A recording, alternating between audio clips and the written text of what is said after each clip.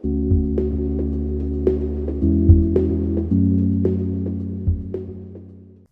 guys, HackerSploit here, back again with another video, and welcome back to the Recon-ng series or course. Alright, so in this video we're going to be looking at how to add API keys, the specific API keys. We're going to be looking at some more advanced commands, and then finally we're going to wrap it up by looking at a simple example or an example of a scan that incorporates 2 or more modules. And the reason for this is to explain or to show you that you can use up to 2 or more modules with the same type of information, and use in each piece of information that was gathered in combination with one another, so that all of the modules that you choose to use can use the data that you've gathered so far, and again give you more information. So again, very, very important. And additionally, I really wanted this video to focus about adding API keys, but that's something that's really very simple. I will sort out a different video. We will be looking at how to use specific modules that require API pins, API keys, sorry about that. And I'll be explaining all of that. That being said, hope this will probably be the last video in the basic section, and then finally in the next section we'll be looking at how to use Recon-ng to perform a scan. So we'll be looking at workspaces, adding a target, performing the most important types of scans, whether it be a domain or an IP address, and then finally generating results. Now, before we get started, I just want to say that the other series are going to continue. I've been recording a lot of videos and I'll be uploading them now after this series. I've decided to focus on one series, get that out of the way, then focus on the other. As for any other changes, I'll be making a follow-up video after this, and a kind of update video telling you about the changes that I've made to the channel and how you can communicate with me in a much better way. That being said, let's get started. So I'm back on Kali Linux, and I've transferred over my Recon-ng database, so it'll have my default workspace which we added, which was the new workspace. Again, you can create whatever one you want. So let me clear this up and let's get started with API keys, because this is something that many people get confused with. So if I was to say show keys, this will show us the current keys that I've added, and for you it might be empty. But for me, as you can see, I've added key right here, and I'll show you how to do that in a second. But before we do any of that, let me just switch my workspace. So workspace is select and NWS, that is my workspace, and there we are. All right, so show keys, and you can see the amount of API keys that you can enter here. So probably one of the most important ones is showdone. You then have your Twitter API, which again gives you the push pin access. Types of a geolocation type of modules will access this. You then have your one of my favorites, which is the built with API. Now let me just open up my browser here and have some important links that I'm sure you will find really, really helpful. So you can see this is my account right here, my showdone account. Make sure you create an account if you want to use your showdone API key. And I have my API key here. And for those of you saying I don't that you've copied my API key and you'll use it for malicious purposes, all I have to do is just hit reset API key. So I hope you get that. All right. So that is the showdone API key, and that's how to get it. Now, if you're concerned about how to get the other API keys, I'm going to show you that a really easy way in the next few seconds. So I have the builtwith.com site here. This will essentially give you the built with API key, which is very good. Now, if you might be wondering what the built with API key or module, the module selection with Recon-ng is used for, it's a fantastic API key that will give you access to essentially perform information gathering techniques and get a lot of information in regards to a website and what a website is running on.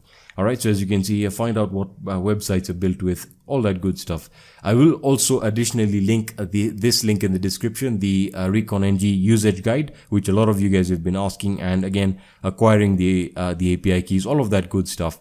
Now, the most important link here that will also be in the description is the Recon-ng API key creation shortcut here on GitHub, which will essentially links, it gives you all the links to how to create the APIs, how to get your API. So it's got all of the API key links here. So if you wanted the Facebook API key, you can go and use them. If you wanted the Twitter API keys, you can just click here. If you wanted the Bing API, it gives you the link right over here, so you don't have to go performing searches and trying to get them, creating accounts and then realizing that that's not the exact link.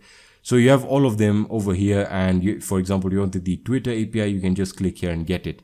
All right, so now let me show you how to add a key, an API key for a specific API module. All right, so if I just go back into my terminal here, you can see that I've already added the Shodan API, but I can also change it, or I'll just add the same one, obviously. So to do that, we use the syntax keys add. All right, so keys being the table name. So I'm saying keys add, and then I select the API name, which is Shodan API. So let me just type that in, Shodan API, and I'm going to hit enter, and I'm going to hit a space, and I'm going to print or copy and paste my API key in here. And as you can see, it's going to say it's added, but it really means that it's just updated. Now, if you haven't added yours, you can see it's going to add it for you, and you can add as many as you want as and when you need them. Remember, you don't need all of them. Okay, so we have, sorry about that. We have added our API keys, which is awesome. And now one can perform a Metasploit like search. So if I was to say search, and I wanted to search for modules that incorporate the Shodan functionality, I can say Shodan. Search for modules that will use Shodan. Now, we're not going to be looking at this in this video. We're not going to be looking at how to use Shodan and the other type of advanced APIs that you can use. But I'm just showing you how one goes about, specifying what types of modules you want to use in relation to the API key or the API module that you want to use. Okay, so you can see you have really helpful ones, and one of my favorite is the location push pins, but we'll be looking at that. For now, let's move on to me just showing you a bit of some more advanced commands, and we're going to be performing a double module scan on our target, and our target is going to be bbc.com. I'm just going to keep it really simple. All right, so if I hit show domains, you can see I don't have any domains, and I did that on purpose. I want to just go about showing you how one would go about performing a scan. So let's say I wanted to add a new scan. So I would say add domains, and it's going to say enter, and I'm going to hit bbc.com like so, and I'm going to hit enter. All right, so we've added our domains. So show, pardon my typing, show domains. So you can see we have the domain here and the row ID. Now let me explain the way of getting rid of a particular domain from your domains table or database, whatever you want to call it, or however you want to interpret it. All right, so if we wanted to get rid of bbc.com, what we would need to do is we would need to say, if I was to just hit remove, all right, I want to use the remove command, and I'm going to hit enter, so it gives us help. And you can see that it's not giving us any options, and I'll explain why. How about delete? What will that do? So you can see that delete, yes, this does work, because this allows us to delete records from a database. Now, I would recommend that you have a bit of knowledge about database syntax, because the reason why I said remove is because if you're going from Metasploit to this, you will be tempted to use the Metasploit commands, but not all of them are like that. All right. So if I wanted to delete the BBC domain, the syntax is very simple. Delete table. The table is going to be called domains, and the row IDs, depending on how many you want to. If you want to delete a specific amount of rows that are specified for a number of domains. So if I wanted to delete BBC, I would say delete. And now select the table, which is domains, and I would select the row ID, which is 1, and I'm going to hit enter. And now if I say show domains, you can see that no data was returned. So what I'm going to do is I'm going to add domains now, and I'm going to add bbc.com again, and we can clear this up and show the domains. All right, so now we have BBC. So now let's perform a simple scan. All right, so we want to perform a scan on the website that will discover hidden files, or files like the robots.txt, the website sitemap. So this is great for those of you who are also in web application penetration testing. So I'm going to use the interesting files. Interesting files. For those of you who've been using Recon-ng, you would know what this does. So you can see it's working. So if I was to say show info, we have a few options here. So again, it's an interesting file finder, and it's in Python. You have the author details there. Checks host for interesting files in predictable locations, similar with what you would have with Burp Suite or Zap, the OS Zap, proxy. So you can see that the options here are pretty much, these are pretty much options that you don't want to touch unless you're specifying a special type of target. So for example, the port should stay 80 because we are targeting an HTTP port. What you want to change is you want to look at the source options, which allow you to specify your target in terms of being a domain. Now let me explain what this is. If you look at the comments here, the files that we'll try and find are files like the robots.txt, sitemap, the PHP info, so important files that you might want to use. It then performs a Google Docs types of search, which will use the URL. So if you're familiar with Google Docs, if you're not, if you want me to make a video of that, just comment down below. And you can see that this will perform a simple URL search, specifying a URL search, and you're searching for the robots.txt file. So a simple search there that you can do yourself, but this is automating.